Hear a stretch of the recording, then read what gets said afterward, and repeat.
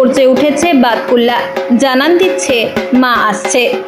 ঢাকে পড়ল কাঠি, আকাশের মুখ ভার হলেও শারদ উৎসবের আগমনী সুর বাজতে শুরু করেছে।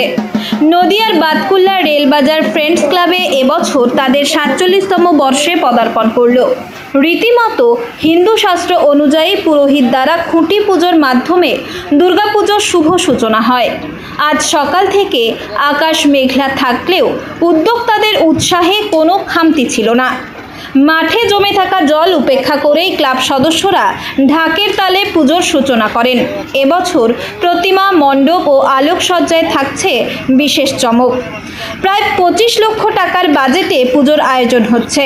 উদ্যোক্তারা জানিয়েছেন, শুধুমাত্র দুর্গাপুজো নয়, তারা সারা বছর ধরেই নানা সামাজিক কাজ প্রায় ২৫ লক্ষ টাকার বাজেটে পুজোর আয়োজন হচ্ছে। উদ্যোক্তারা জানিয়েছেন, শুধুমাত্র দুর্গাপুজো নয়, তারা সারা বছর ধরেই নানা সামাজিক কর্মকাণ্ডে যুক্ত থাকেন।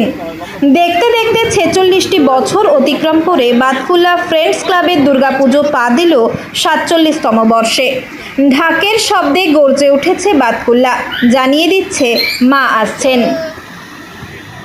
আমাদের শ্রী শ্রী দুর্গোৎসব এবারে যেটা ৪৭তম বর্ষে পদার্পণ করেছে, তার খুঁটি পুজো ছিল, যে প্রায় ২৫ লক্ষ টাকা মতন।